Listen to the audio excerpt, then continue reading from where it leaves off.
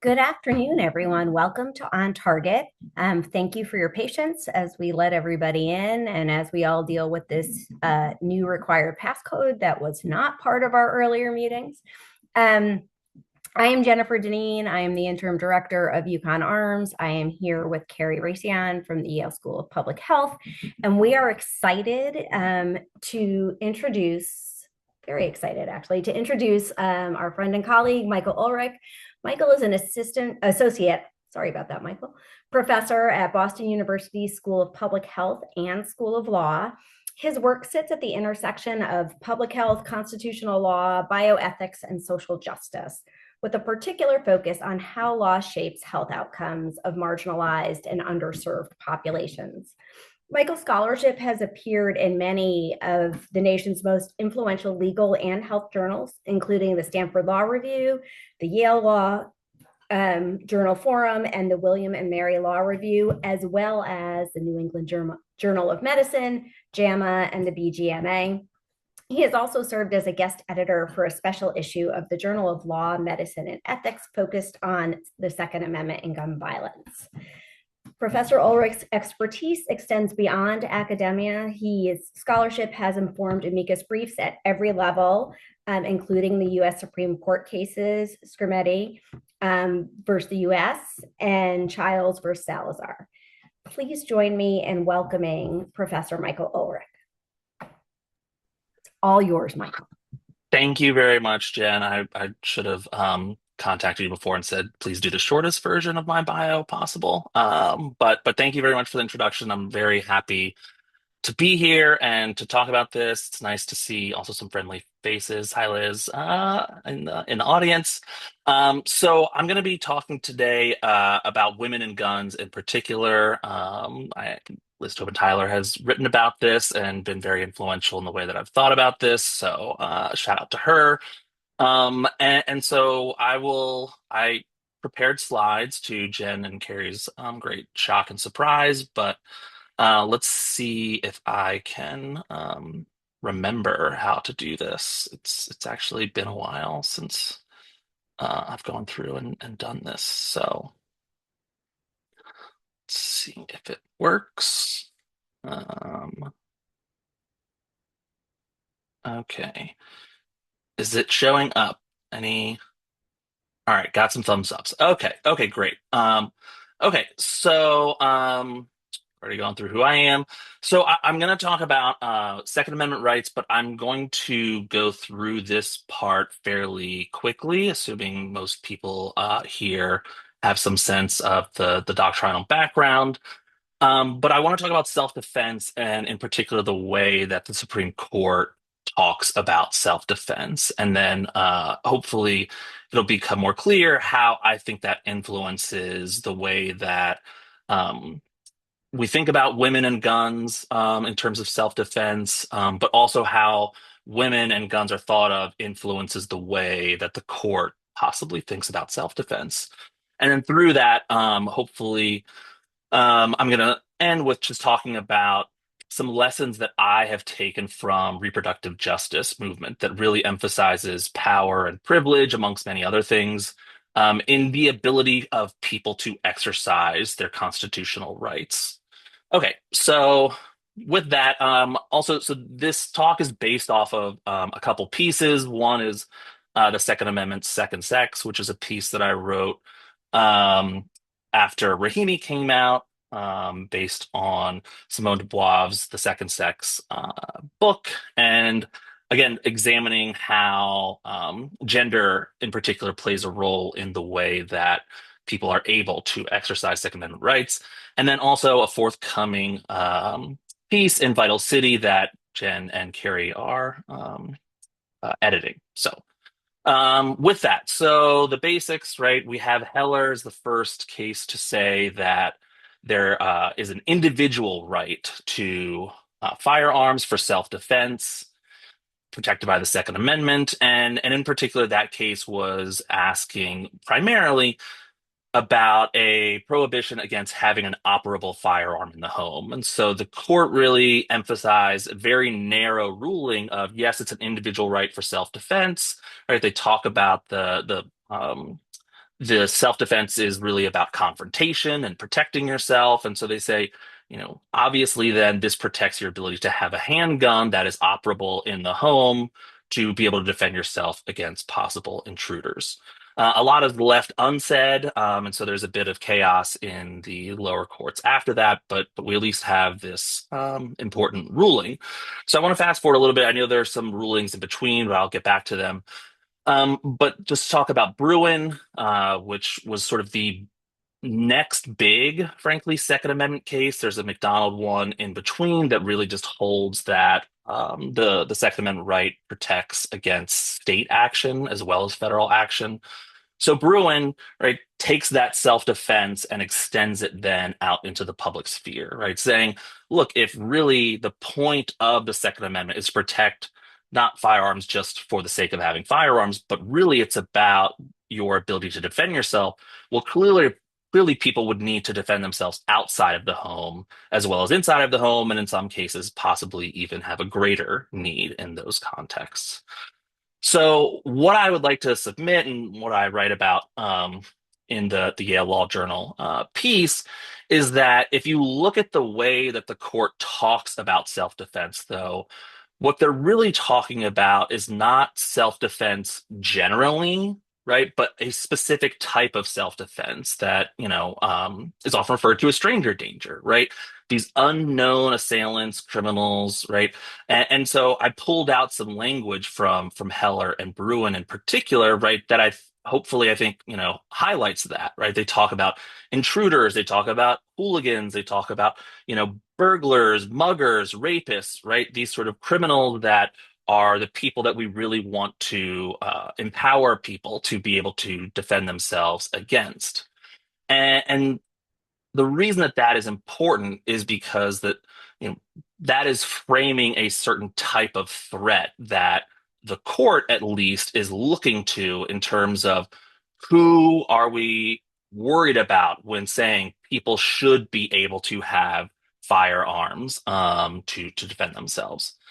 And so the other thing combining that is the way that the court invokes women to sort of justify Second Amendment expansionism, right? So in Heller, it's not specifically invoked, but they do talk about the reason that handguns should be protected and are protected under the Second Amendment is, for one of the reasons for those without upper body strength, right? Those who wouldn't be able to lift a long gun, and so a handgun is going to be much easier for them to use.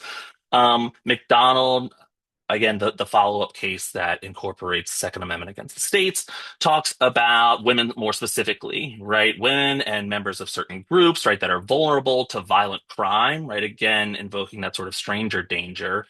And then in Bruin, women are brought up in sort of a general sense, but also in his concurrence, Justice Alito specifically goes through a story, right, of a woman who was assaulted and, saved by a bystander that happened to be carrying a firearm in public, right? Hence the need and, protective measure of having firearms in the public sphere, right? So the problem with this is, for women in particular, is that the greatest threat to women is people that they know. It's not strangers, right? Most of the violence that women face, in particular sexual assaults, right, are against people that they already have some sort of relationship with. The other problem is, a lot of these violent acts tend to happen in the home, right? So when these stories are being used, right, of like the woman in the, parking lot late at night or walking alone late at night, which again gets brought up many times, especially in the Bruin oral argument, right? They're talking about, women need to be able to arm themselves to defend themselves, but in reality, they are more likely to be at risk from someone they know. And so, what does that mean then, right? If we have this sort of combined issue of the court is invoking, stranger danger, that's what we're really worried about in terms of Second Amendment self-defense. But then women are actually, not at risk or as great a risk from those people. So then what happens when women exercise self-defense, armed self-defense against those that they know, which are the greatest risk to them, right? And so, again, this is anecdotal, right? It's just one story. But if you look at Marissa Alexander, she's a woman in Florida. She had an estranged husband who was abusive, who had previously beat her into a state where she had to be in the hospital. But they did share a child still. And so the estranged husband came over. He got angry. He, refused to leave the home. He tried to trap her in her bathroom. She escaped to the garage where she retrieved a firearm that she legally owned. And went back in and again told him to leave. He still refused. She fired a warning shot into the ceiling, right? The police are called, they arrest her, and she is sentenced to 20 years in jail. Now, the reason that George Zimmerman, right, who shot and killed Trayvon Martin, who was an unarmed teenager that George Zimmerman was actively pursuing for no good reason, right, is because both of these happen in Florida, right? So you have the same legal system in place. You have the same state that originated the stand your ground laws, which I'll talk about more in a second, right? But that says, look, you should be able to defend yourself if you are under threat and at risk. And here, right, Marissa Alexander, not only was she under threat from somebody who had previously been violent against her, but she's also in her own home with a firearm that she possesses, right, and didn't actually shoot the person, and yet was still sentenced to 20 years. And so clearly, right, there's something going on here that creates a, inequality in terms of Second Amendment rights for self-defense. So, so the title, in case people were confused about where it came from, the start of just sort of the general idea of being able to defend yourself in your home is referred to as the castle doctrine, right? It's a long existing, before the United States, um, standard that says, if you're in your own home and an intruder comes in, right, you don't have to flee or try to flee before using lethal self-defense. Normally in public, right, if you are worried, you're scared, you feel under threat, someone's going to harm you, you're supposed to at least try to get away before defending yourself, especially to a lethal extent. And so that's where the castle doctrine comes in, right? It says it's different if you're in the home. And so what has happened since then is states, Florida again being the first one, have expanded that out into public. If you are somewhere that you are allowed to be legally and you feel under threat, at risk of harm to somebody, you don't have to try to flee or retreat before using lethal self-defense. Right. So again, Florida being the first state that passes this, you would think that that would have a big implication for, a case like Marissa Alexander, even though she was in the home, and yet it still didn't actually matter. Since Florida, right, you can see a number of states have also passed these laws. Other states have gone about it a different way, expanding castle doctrine out into public. But what this means is, frankly, you are empowered to use lethal force against someone.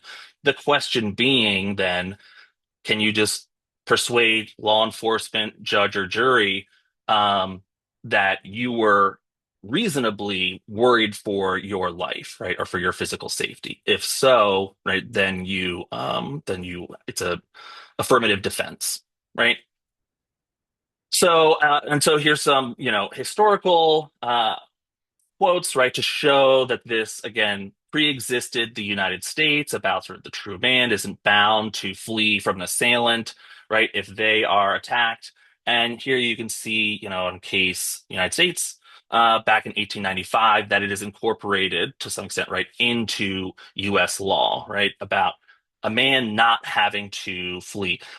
And in case it's not evident in these quotes, right, part of what is coming from this is the idea that, you know, a man shouldn't have to be so cowardly, right, as to flee. If someone is to, threaten them or, challenge them in some way, right, that as the quotes indicate, a true man should not have to flee, right? They should feel capable and able to stand up for themselves and their rights and their dignity. And this is important, right? Because what we're thinking about here is, okay, obviously this is a gendered emphasis, right? This goes along with a lot of gender stereotypes as well, right? About men and sort of their honor and, who's courageous and who's cowardly.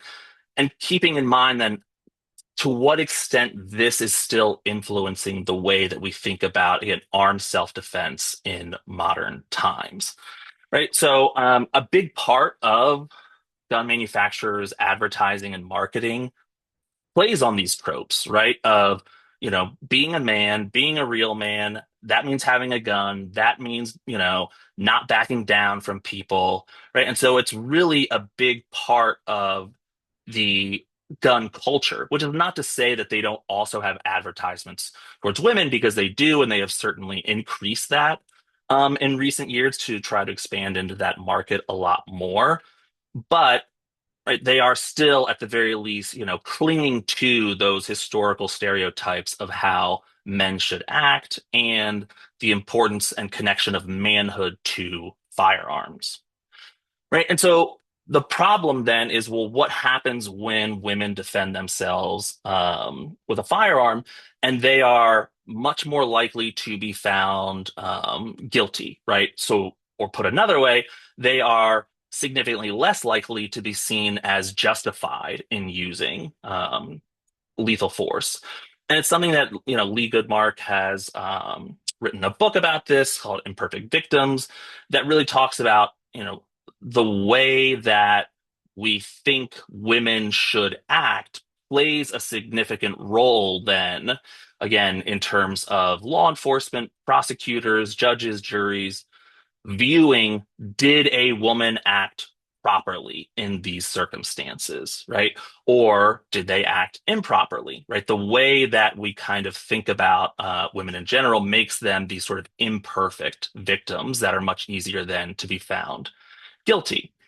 So, there are Rachel Louise Snyder is an author. She wrote this book, No Visible Bruises, which is incredibly depressing, but very informative. It really is a useful read for people that are interested in this area. But she also writes for the New Yorker. And so one of the articles she talks about is, well, what happens in these contexts that I'm referring to, right? A woman that is, the threat is their partner, right? They're in their own home. What can and can't be done? And so there are laws that have been passed in states that say, if you have committed a crime, but it is related to abuse that you have sustained from, an intimate partner, then the law will allow for reduced sentencing, right? And so she looks at a particular one, called Amadado, where it's in New York. New York has this, right? And the judge in that case, she's still found guilty, and the judge sentenced her to 8 years, right? And she didn't actually, under the law, didn't have to suffer any jail time. And so part of it, right, is the way that the law works is to say, if you committed a crime related to, fear of abuse, fear of physical violence, things like that, then it can be reduced. And if you go and look at, this case, but others as well, what happens is that, judges, juries, prosecutors, they say, well, were you really driven to shoot and kill this person because of fear, or was it anger? Or was it, some other kind of emotion? And the way that this comes about is, and this happens a lot in domestic and intimate partner violence circumstances, is oftentimes the abuse victim shoots their abuser while they're sleeping, while they are laying down, when they're not in the midst of an argument, right? And so the way that judges then are interpreting it is, well, it's not as though you were in the middle of some fight where you are being harmed and then shot and killed your abuser, right? You were having a disagreement. You were sitting at the kitchen table. They're lying on the couch. They're sleeping in their bed. And so this is, again, not something that is new. So battered women syndrome is something that was used decades ago, right, to try to explain to judges and juries why are both women staying, but then also choosing these sort of circumstances, right, to shoot and to kill their abusers. And so part of that is again, when is it right to use a firearm? And again, it's essentially saying, women, if you want to use it against your abuser, um, you have to be in the midst of getting beaten, right? Which makes it more difficult, right, to successfully defend yourself. But also, what comes into play in a lot of these circumstances as well is, well, what about alternatives? Why didn't you leave? Why didn't you break up with them? Why didn't you, do any other number of things, right? Why didn't you report them for abuse, right? If you have them arrested, then you're less under threat. And so all of these things, again, play against the ability of women to exercise their Second Amendment rights in these contexts. And so just to illustrate this, right? So we're getting up to the most recent Second Amendment case, United States versus Rahimi, which is about domestic violence. So it's a federal law that says if you are under a domestic violence restraining order, you cannot have a firearm, right? And so Rahimi, the defendant, is under a domestic violence restraining order and still has a firearm, goes on a lot of shooting sprees. But for those who maybe don't remember, so Bruin, the case before that, says, history is the thing that will determine whether something is constitutional or not. You have to look and find a historical analog to justify any challenged law. And so the lower courts look back and said, unsurprisingly, there are no historical laws that take firearms away from people who abuse their partners, right? And so this is not constitutional then under the sort of history and tradition test that Bruin mandates. But what you see here, what I've wanted to highlight in the Fifth Circuit is Judge Ho wrote a concurrence, right, where if history and tradition is the test. And you can look back and say, look, there's just nothing similar. Sorry, this is unconstitutional.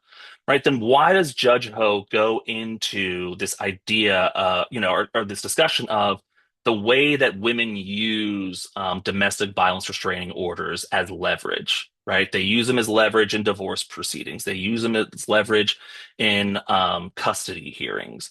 Right? And other things or other parts of the opinion, he talks about these judges that just give them out. There's no evidence, there's no sign that there actually is any threat of violence, and yet they don't care, right? They're just handing these out to women.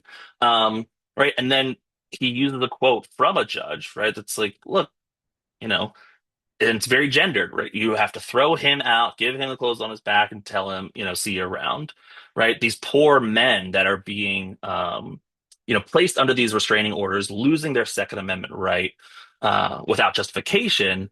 That's really who we should be worried about. Again, this is not constitutionally required to have this discussion at all. And so, to my mind, then it suggests that current stereotypes of how we think again about women are influencing and playing a role in the way that these Second Amendment cases are playing out. And that's both at a constitutional level as well as sort of an individual criminal level, right, in terms of self-defense. This also comes up during the Rahimi oral argument. Justice Alito did not write an opinion in Rahimi, which is surprising given the fact that he always wrote an opinion in the previous one and has been a very sort of strong advocate for a robust Second Amendment, right? But he invokes these sort of, paradigmatic, he said, she said, right? Isn't that really what a lot of this comes down to, right? Which is often brought up in terms of sexual assaults and rapes and things like that. And so what both of these statements, again, it suggests that gender plays a role and stereotypes play a role, but it also suggests that they're very unaware of the data and statistics in terms of women's, underreporting of abuse and sexual assault and violence, specifically because it is often from somebody that they know. And what happens, right? It turns into, well, what were you doing? What were you wearing? Were you intoxicated? Had you guys, kissed before? Had you had sex before? Right? All of these things. And so it's difficult for them to even get a charge, let alone a conviction, right? In these circumstances. So to suggest that they would be able to shoot and kill, right, that abuser and be found vindicated is really just detached from reality and the world that we live in, right? So, you know, he's invoking this he said she said, which again the data says is not really a thing anyway. And so, if we think then about why women stay in abusive relationships, right? A lot of these are issues that are beyond their control, right? If we think about, we don't have you know, free childcare, right? So you might need your partner still to for childcare purposes. Women get paid less than men, right? And so you still might need shared financial, you know, responsibility, especially if you have a child. We don't have universal health care. So what if you get your health care through your partner, abusive partners, employment, right? There are a number of reasons why women are unable to leave. These are just some of them, but these are not things that are being invoked that are coming up in these cases, right? Instead, it is again this like, I don't get it. You are in a relationship you don't like, leave. It's really simple. And if you don't do that, right, if you don't respond to abuse in the way that we deem, appropriate, right, then we're going to inherently second guess and question, right, the way that you do respond to it, including, right, using a firearm to defend yourself. And as Marissa Alexander's example demonstrates, even in ways that are not lethal, right? And so, there's more on sort of sexual violence and control. And the reason that this is particularly relevant, I think, to firearms is the way that firearms can also be used by abusers in ways that are not reflected externally, right?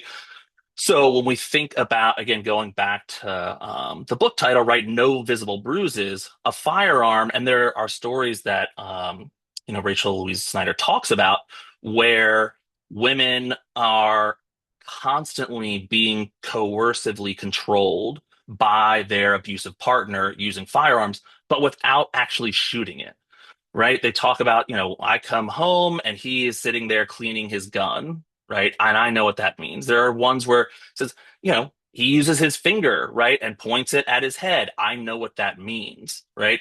Um, I was being sexually assaulted by my abusive partner, and he put the gun to my head and said, I'm going to kill you if you ever tell anybody. And he never had to pull the gun out again, right? Because I knew that he was serious, right? And so these circumstances then create this incredibly drastic imbalance, right? Where abusers can use firearms to maintain control and power over their victims, and especially in a way that is not, readily apparent to outsiders. And at the same time, right, victims of abuse, then especially, if they're women, are unable to use firearms in those circumstances, right? Um, there are also other laws, right? Extreme risk protection orders, things like that. There, again, are reasons why women might say, well, I want the firearm to be removed, but not necessarily to have this individual go to jail. But this has a really big impact. And so one of the things that gets brought up a lot is Bruin is decided a day before Dobbs is decided, right, which took away the right to abortion. And the reason that those things are relevant is because pregnancy is highly correlated with domestic violence and firearm violence in particular, right? So again, we have this sort of, diminishing rights for women while sort of, expanding rights to firearms that just so happen to benefit males and white males in particular. Right?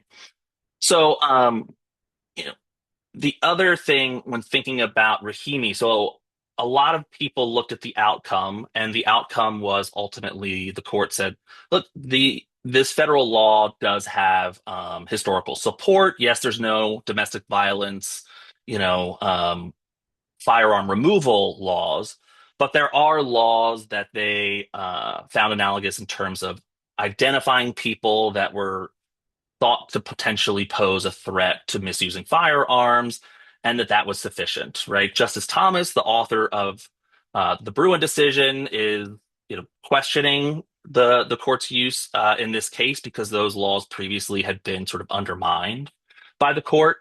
But the other thing, and so a lot of people thought, okay, great. Right? The court has sort of, shifted from this, strict history tradition test in Bruin, and it's a little bit more loose now, right? This law is really important, right? There's plenty of data to show its effectiveness.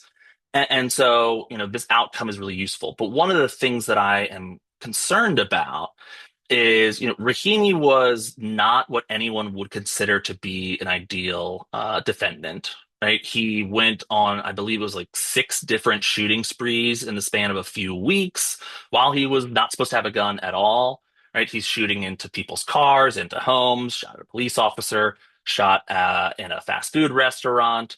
And so it's hard to give that person their firearm back, which is why Justice Thomas in dissent in the lower court said, well, look, you just arrest these people, right? And you throw them in jail and then you don't have to worry about it.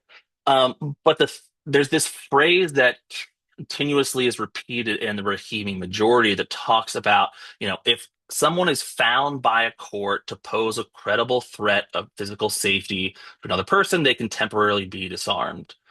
And so what that worries me about is what I was just referring to, right? What about those areas of coercive control where there aren't signs necessarily of physical abuse, right? Psychological abuse is just as harmful. It can be just as damaging. It can be just as difficult for somebody to flee in those situations, right? Firearms, as I said, can be used to threaten and control people, but without any sort of physical evidence necessarily. And so I'm worried that there will be some other case that will come up where they have found a better defendant, frankly, right? Where they can say, look, there's no evidence that I have ever abused this person. There's no people that have seen me abuse this person. They've never gone to the hospital because, right? There's no evidence. And the court then might be willing to say, well, we can still, without changing our decision in Rahimi, say that this type of person cannot have their Second Amendment right revoked under, what is a domestic violence restraining order that maybe lacks, credible evidence of threat of physical safety. So, and I should say I am a pessimist and a cynic by nature, and so please don't feel like you have to adopt this pessimistic view of Rahimi, but I think it is hard to argue that this would not be the ideal case brought to the court in their pursuit of a strong and robust Second Amendment protection. And what happens is, you have a public defender doing their best and saying, look, I'm going to do whatever I can to help my client. And because of the way that Bruin played out, the lower courts are saying, we have found this law to be constitutional before, but now we can't find a historical analog, right? And so, what's going to happen then when there is a case that perhaps Thomas can then be joined again by the Bruin majority, Alito, Roberts, right, Kavanaugh, Barrett, Gorsuch, to say this has gone too far, right? We are actually taking away a fundamental constitutional right from people that are not, there's not evidence of a credible threat. The other thing that I worry about is with sort of Second Amendment expansion, right, and in particular for women, right, again, looking to Dobbs, sort of pre and post Dobbs, right, there has been a drastic increase in efforts to control women, control women's bodies, control women's decisions. And so at the same time that you are expanding access to firearms, you're expanding firearms in the public sphere. Again, sometimes my mind goes to dark places, so please feel free to ignore this as soon as this is over, right? But what does that mean for someone in, Texas SB 8, which is the bounty law that says if you think someone is going to have an abortion or someone is aiding another person having an abortion, right, that you can sue them and get a monetary reward. Well, what if instead, right, you say, I want to defend the life of that unborn fetus and I will use firearms if need be, right? The court has said that, guns can be in public and we should use them to defend ourselves and our communities. And, you know, this is a potential unborn child murder that might be taking place. And again, that's a very extreme scenario, but I do think, vigilantism, if you just look at Ahmaud Arbery's case, the Kyle Rittenhouse case, right, there are plenty of circumstances where people have felt empowered to arm themselves, go into public, and defend fill in the blank, right? Property, certain spaces, certain rights and ideals, right? Arming themselves in, public demonstrations and marches. And so, what happens again in these kinds of circumstances, right? And especially if we're already seeing, at least, what I'm arguing, the way that, again, gender roles, gender norms, gender stereotypes are playing out in terms of who can exercise Second Amendment rights in those spaces. So again, I mentioned reproductive justice earlier as a way that I've been thinking about this more, and reproductive justice is all about um, you know thinking through what influences people's ability to exercise certain rights. And so they were talking about reproductive rights in particular, but expanding beyond abortion, right? And to include how can you, have a healthy, pregnancy and child. And so thinking about that in terms of Second Amendment is really, you know, if, when, and how people can exercise Second Amendment rights, if, when, and how people can, you know, remove themselves or protect themselves from gun violence. And because my concern is that, frankly, women are less capable of exercising those rights and also less capable of removing themselves from circumstances where, you know, gun violence, domestic violence are a threat posed to them. And so, thinking about this and trying to apply it to the Second Amendment, what I've sort of loosely called firearms justice framework, right, is to say, in essence, for things that I've talked about, will make it easier for women to choose. In this case, choose to leave, right? Have affordable housing, right? Having, access to education, having equal pay, having health care for everybody, having, child care that is free and accessible, right? Having parental leave, all of these things, right, are important to being able to say, okay, we keep telling women that they should choose to leave, but we're not making it easy for them to do so. And so let's start doing that. The other thing is, just expanding the way that we think then about what are firearm related laws and approaches to dealing with gun violence, right? What I'm arguing then is that, parental leave and childcare are ways of dealing with gun violence, right? And that's something that we should think about. In other spaces, right, there's data showing that green spaces, right, increasing green spaces, especially in urban areas, can have a reduction in gun violence, right? All of these things then are, expanding the way that we can think about it that also don't necessarily, bring about Second Amendment challenges, right? Which is still such an unclear area, especially after Rahimi kind of makes the Bruin history and tradition test a little unclear. And so I just want to end again the way that so this is Loretta Ross, one of the founders of reproductive justice, who talked about when it comes to reproductive justice, right? If you're starting at the pregnancy, you're starting at the wrong place. And so thinking about firearms justice, so often the way that we think about guns and gun violence is um, gun deaths, which are many and tragic and enough to justify trying to find a new approach in this country. But hopefully what I've highlighted throughout this talk is that we need to be thinking about gun violence in a much broader way, right? And if we are addressing it only at the point where someone is dying from gun violence, then we're really starting at the wrong place. And so I will go ahead and stop there and see if there's any questions. Thank you so much, Michael. We can let you moderate your own questions, or I'm happy to help.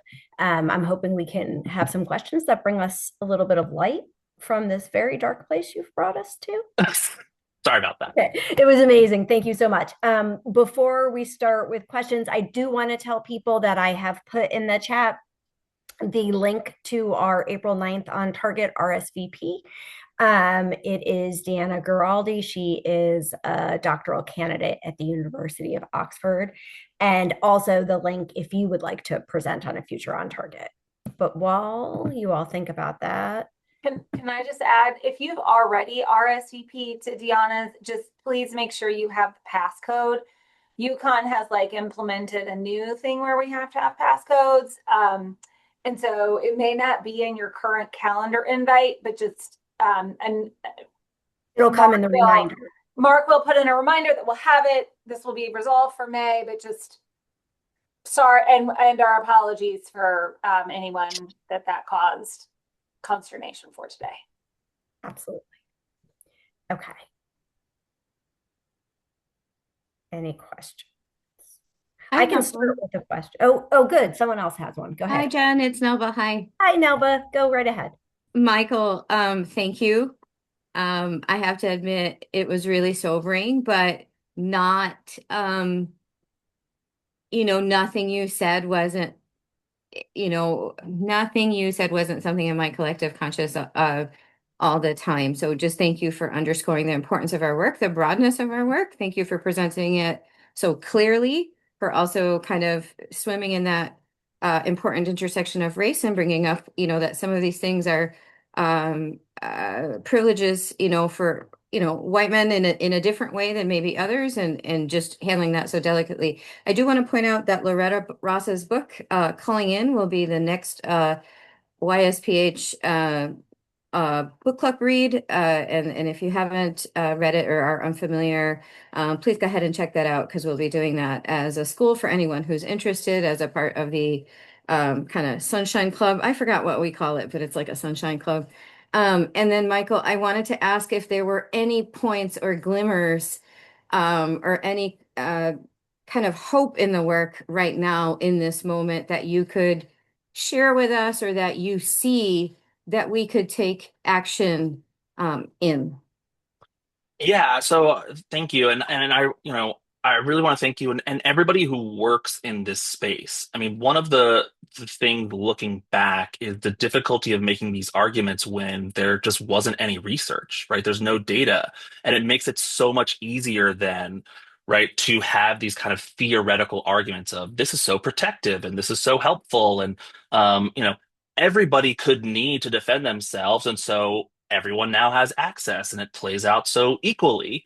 And that is the space that the court lives a lot of times. So one of the things that I am hopeful about is, at the same time that I underscored why Rahimi could potentially be limited in scope, it also could be a circumstance where the court's eyes were opened, frankly, right? Here is this individual who, isn't supposed to have a gun. They're under domestic violence restraining order, and yet they're capable of going and creating all of this harm and mayhem, and highlighting the limitations of Bruin, right? Because the lower court said, the Fifth Circuit, for example, said, we have upheld this previously. We said that this law was constitutional, but now there's a new test. And so if we're following it, right, then there's just no way that we can hold this up. And so if Rahimi turns out to be, okay, we might have gone a little too far, right? And so we're trying to expand the way that these historical laws can potentially be used. I think that that's helpful. I think the other thing is that work that you all are doing is really, really capable of shining a light on this problem and the role that the court has in it, right? Because as much as they do and enjoy living in sort of this theoretical world, it makes it much harder to do when you can write briefs and, as many of us have done, saying, here is all of the damage, here is all of the harm, here are the problems, right, that you are, creating or exacerbating. And hopefully that makes it that much more difficult for them to continue to sort of expand Second Amendment rights. I think the other thing is it pushes back on the efforts to increase, women that own firearms, because I think while they should be able to, access them equally. I think that it's misleading, right, to say, look, you have a firearm, you are able to exercise those rights just as much as any man would be. And so, at least giving the public and people more honest information about the risks of both not having a firearm, but also having and potentially using a firearm. Thank you. No, thank you. Is there anyone else who would like to jump Yeah, in? I'll jump in. Liz Tobin Tyler from Brown School of Public Health. Michael, I love your work. Yes, thank you. Lots of common work myself. So, what I love about what your paper and what you're pulling out here, having myself done a lot of work in domestic violence over the years, is about the narrative, right? That is so off in terms Mhm. of the realities of what happens in abusive relationships, what opportunities there are or are not for people to protect themselves, and how that plays into gun violence. And particularly, I've done a lot of work at the intersection with pregnancy, and you highlight that. Um, this is a little off point, but it just reminds me so much that right now, in the sort of anti-abortion movement, there is a push to argue that uh, that the danger of people having access to telehealth medication for abortion is that it's going to cause reproductive coercion and intimate partner violence. Mhm. That's an argument being made by Louisiana against the FDA in a case Yeah. being brought. And what I think all of this suggests is that there is just such a misunderstanding about how intimate partner violence and reproductive coercion occur and what the real dangers are. And I think the kind of work you're doing is really highlighting what has been hidden for so many years about what this actually looks like. And I think you're absolutely right that the court, in the way that they interpret this, especially that, Justice Alito and Thomas's comments and Rahimi about, oh, isn't this just a he said, she said, just demonstrates the impact of that lack of information and knowledge of what this looks like, but also the dangers that are particularly related to firearms, because we know that particularly, homicides during pregnancy are most frequently intimate partners using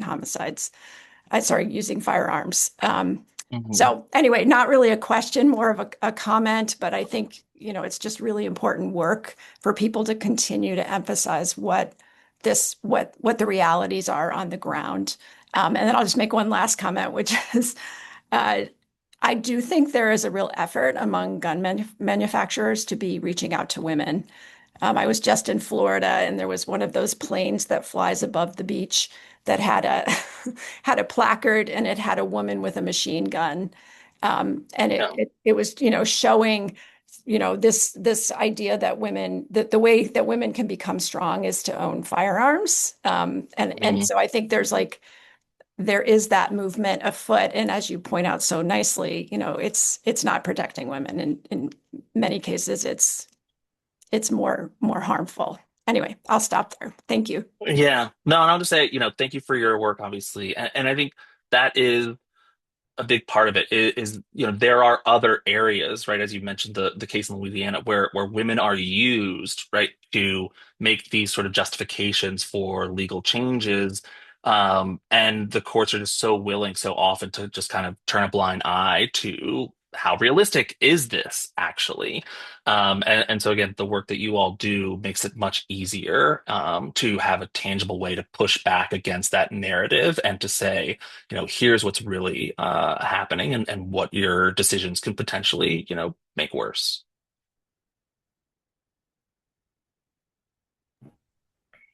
Thank you. There's a question in the chat, Michael. I don't know if it's easier for me to read Oh, it to you. From a master's in public policy student here at UConn.